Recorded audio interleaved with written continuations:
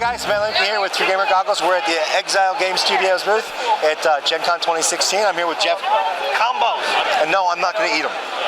Yeah, please don't. I still have more work to do. Wrong kind of filling. Right, that's right. And we're going to talk about everything Hollow Earth. It's their 10th anniversary. I did say that, right? Yes, yeah. I did. 10th anniversary. Lots of cool stuff. Very similar to Savage Worlds, but has some differences. So, one of the coolest things is the setting. It kind of reminds me of like Journey to the Center of Earth meets X-Men. That's my take on it, just from looking at the art. I haven't really read a lot of their fiction or fluff or anything like that yet. But so, what makes your game unique? Hollow Earth Expedition is based on things like Journey to the Center of the Earth. It's very pulp in its setting. What I decided to do is to take that Hollow Earth setting, which is usually in the early 1900s, and I pulled it towards us a little bit, because if you pull it into the 1930s, you get Nazis. And so you have this built-in bad guy who actually were looking for the Hollow Earth for their own purposes. And so really we describe our game as it's about feeding Nazis to dinosaurs. And we actually have a tagline that says that Hollow Earth Expedition, feeding Nazis to dinosaurs since 1936. Oh, okay. Okay, so it's I like that. Yeah. So, I see maps over there, I see all kinds of cool stuff. But how are your mechanics a little bit different? So we are a dice pool system, so if you've played any other dice pool system, White Wolf, Shadowrun, Savage Worlds, anything like that, we're very similar. What we do is we take a very standard 50-50 target number, so you can actually use any dice you already own for this game, as long as they are adequately numbered. So no D7s, that's cheating. But as long as you have equal numbers, you're fine. So I've actually had people throw a D4, 6, 8, 10, 12, and 20 on a roll. And you just look for even numbers and count those as successes. Now the reason I do that is because you can take any dice pool, cut it in half, and that's how many successes you'll get on average. So you can say, all right, if I'm picking a lock, if that average is high enough, don't bother rolling. Let's just move on.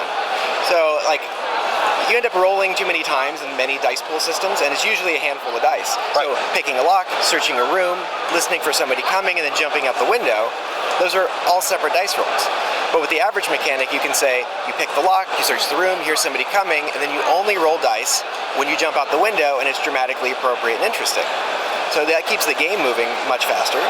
And then here's my secret. Don't tell anybody. But as a game master, I never roll dice. Ever, about anything. My players do. Narrative. My players do, because they like it. Now, I'm not cheating, because the average mechanic, it just collapses out of the way. But it means that in combat, I can say, you're getting attacked by a Nazi, and you're getting attacked by a Nazi, sorry, but they're jerks. And this other person's getting attacked by a Nazi. I know on average they have 4 successes on their attack. All 3 of you roll your defense simultaneously. We resolve their attacks. I'm done. It's your turn. Super fast. Super fast, and so it keeps the spotlight on the player, where things are more interesting, and nobody's listening to me roll dice behind a Game Master screen. Wow, that's very cool. Yeah. So what's the biggest, baddest monster in the game? Well, the T-Rex, obviously. I mean, that's the king of the lizards, right? Well, maybe not anymore. Well, but we do. So here's another interesting thing. So although it's based on Journey to the Center of the Earth and that kind of thing, I think part of our secret sauce has been splitting up the pulp genre. That it's such a big thing that if you try to get your arms around it all at once, everything kind of loses its flavor a little bit, because you have all these things. Like you end up with somebody flying a biplane on the moon of Jupiter, and that might not be exactly what people are after. So what I did is I split things up. So our core rule book would be Indiana Jones, but with dinosaurs.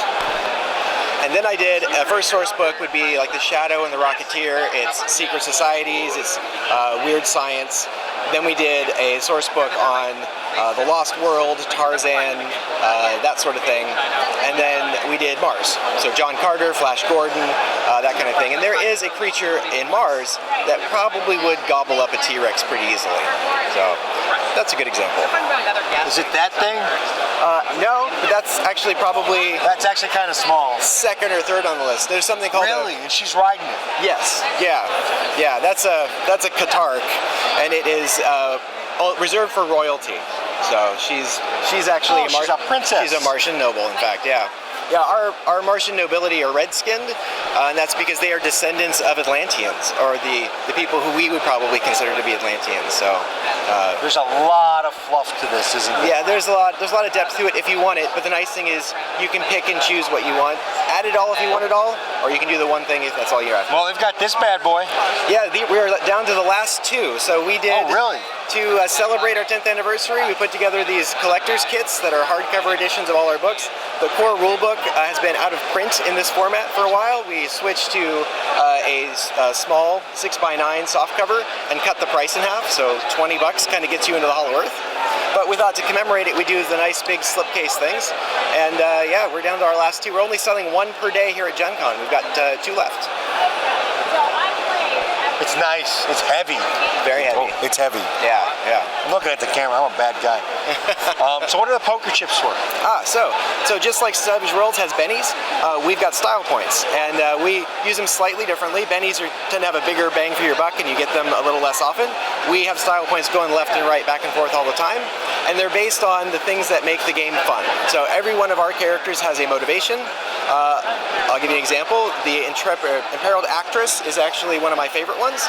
Her motivation is escape. And she has my favorite flaw, which is danger magnet. So she walks into a bank, it gets robbed, the giant ape falls in love with her, and she gets randomly picked to be the human sacrifice. So every time that happens to her, she gets a style point, and every time she escapes, she gets another. So at the end of the adventure, when the villain drags her to the top of the volcano, she spends those style points, sucker punches him, and he falls in. Very cool. She can rescue herself. And so we do that so our non-combat characters are equally as viable as the combat ones, because style points can be used for extra dice, resisting damage, boosting talents, changing the narrative, and they just kind of go fast and furious. Really great. All right. That's pretty crazy. Yeah, no, we've also been really lucky over the past 10 years that I've licensed off the system, and we actually have 6 other games that use Ubiquity, which is the name of our system. So oh, really? What are they? So our very first one was a game called Desolation. It's a fantasy game where they kind of turn the setting inside out. There's been a magical apocalypse, and so you can still use magic, but it's radioactive.